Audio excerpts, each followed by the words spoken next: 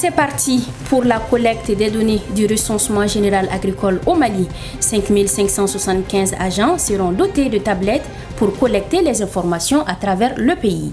Le patrimoine du président sénégalais Bassirou Diomaye Faye, désormais public, il est bien plus inférieur à ceux présentés par ses prédécesseurs. Le grand formant de la rédaction évoque les questions liées à l'assainissement de la ville de Gao. Témoignages et réactions en fin d'édition. Mesdames et messieurs, bonsoir et très ravi de vous retrouver dans cette nouvelle édition. Comme je vous l'annonçais au sommaire, au Mali, le recensement général agricole, RGA, démarre sa phase de collecte de données. 5575 agents sillonneront les 19 régions du pays et les communes du district de Bamako. Les jeudis derniers, au cours d'une conférence de presse, des acteurs de ce projet ont indiqué qu'il va s'agir essentiellement des exploitations familiales, du cheptel, des entreprises agricoles et des campements de pêche et entre autres. Alima Touré nous fait le point. Pour cette campagne de recensement général agricole RGA, les 5575 agents seront dotés de tablettes pour collecter les informations à travers le pays. Le directeur de la cellule de planification et de statistique du secteur de développement rural et chargé de la coordination du RGA, Bala Keïta, déclare que les agents de recensement enregistreront les exploitations familiales, les entreprises agricoles, les équipements et infrastructures agricoles, les campements de pêche, les sites horticoles, le transhumant et le cheptel sédentaire. Pour Sanoussi Bouyassila, président de l'Assemblée permanente des chambres d'agriculture du Mali, soutient que la concrétisation du RGA additionnée à l'enregistrement des exploitations et entreprises agricoles est un meilleur outil de développement pour le producteur et permettra au pays d'atteindre une autosuffisance alimentaire. Par ailleurs, il appuie que ce projet résolvera les différents problèmes du monde rural. Aussi, les autres panélistes ont renchéri sur les effets positifs de ce recensement. Ce RGA se veut exhaustif afin de fournir les informations fiables aux autorités pour une bonne exécution des politiques publiques. Appui aux activités de communication pour le renforcement de la création et de la demande et accès aux services de santé, de la reproduction et de la planification familiale au niveau communautaire.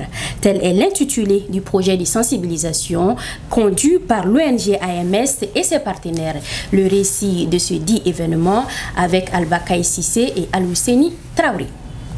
Dans la perspective d'élever le voile sur la question de la santé de la reproduction et favoriser l'accès à la planification familiale, l'Association malienne pour la survie au Sahel AMSS et ADIC Sahel, en partenariat avec MIR sur financement de l'ISAID, multiplient les actions pour une sensibilisation effective des communautés.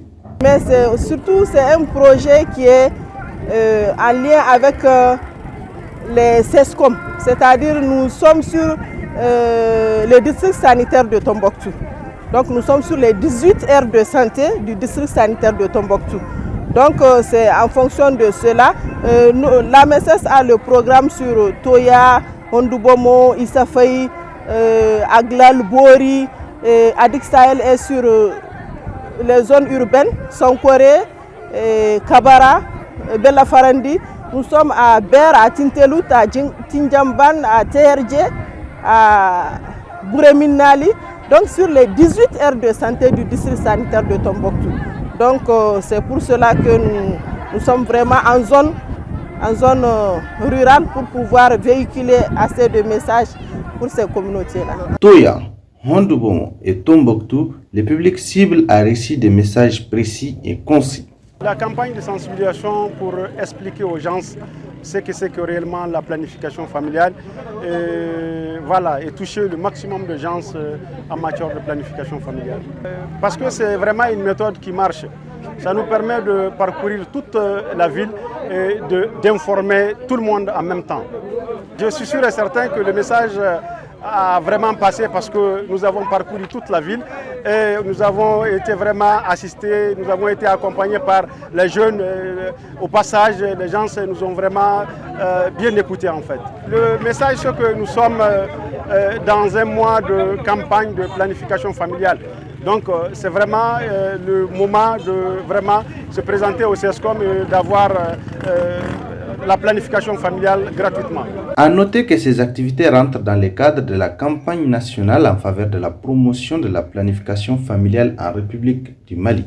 La déclaration du patrimoine du président de la République sénégalaise, Bassirou Diomaye Faye, a été rendue publique ce lundi 29 juillet 2024 dans le journal officiel.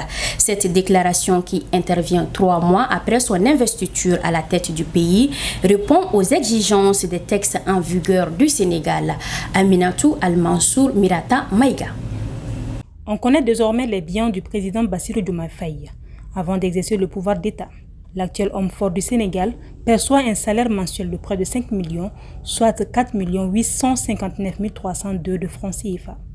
Son patrimoine comprend 2 comptes bancaires, crédités respectivement de 14 776 405 et de 7 457 852 de francs CFA.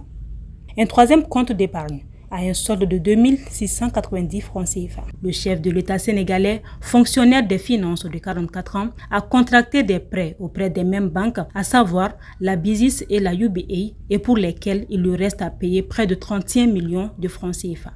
La liste de ces biens comprend un véhicule de marque Ford, acquis d'occasion en 2022, et une maison de 200 mètres carrés, attribuée en 2020 par le syndicat des impôts, son corps d'origine. La valeur vénale du terrain nu de cette maison est de 140 millions de francs CFA. Les travaux qui y sont faits sont à peu près du même montant. Le 22 mars 2024, Diomaye Faye avait publié, soit 48 heures avant la tenue du scrutin, sa déclaration de patrimoine. Une déclaration qui est plus ou moins identique à cette déclaration rendue publique par le Conseil constitutionnel. 2 points suscitent des questions, notamment la disparition de la voiture d'occasion mentionnée lors de sa candidature, ainsi que l'absence de la dette de 10 millions de francs CFA auparavant déclarée. Par ailleurs, les déclarations de patrimoine de ses prédécesseurs, Abdoulaye Wade et Macky Sall, qui avaient passé au même exercice conformément à une obligation légale inscrite dans la Constitution depuis 2001, sont largement supérieures à celles de l'actuel président. À noter qu'au soir de son départ du palais présidentiel de Dakar, Bassirou Diomaye Faye se conformera à ce même exercice. Le 3e et dernier jour de la 58e édition de la Convention annuelle de la communauté musulmane Ahmadiyya s'est déroulé ce 28 juillet 2024 au Royaume-Uni. Cette convention, également connue sous le nom de Jalsa Salana, avait pour objectif de renforcer les liens de ses membres avec Dieu. Un commentaire de Fatoumata Dogodi. La 3e et dernière journée de la Convention annuelle de la communauté musulmane Ahmadiyya s'est tenue ce dimanche 28 juillet 2024 dans la magnifique campagne de Hampshire. La convention, également appelée Jalsa Salana, est un rassemblement annuel qui vise à renforcer les liens entre l'homme et Dieu et à réunir la communauté musulmane dans un esprit de fraternité. La communauté musulmane Ahmadiyya a pour coutume de répondre aux besoins humanitaires par divers moyens, notamment l'établissement des écoles, des hôpitaux et toute aide nécessaire aux nécessiteux. Les dimanches derniers, la cérémonie d'initiation a eu lieu, où des dizaines de milliers de membres ont renouvelé leur serment et leur engagement envers la communauté musulmane Ahmadiyya sous la direction de leur chef spirituel, Hasrat Mirza Masrour Ahmed. La cérémonie d'initiation a été suivie par la session de clôture. Le chef spirituel s'est adressé à l'Assemblée tout en rappelant que cette session qui marque la fin de la 58e convention annuelle avait pour objectif de promouvoir une meilleure compréhension des enseignements pacifiques de l'islam et de renouveler les liens de fraternité qui s'étendent à travers le monde.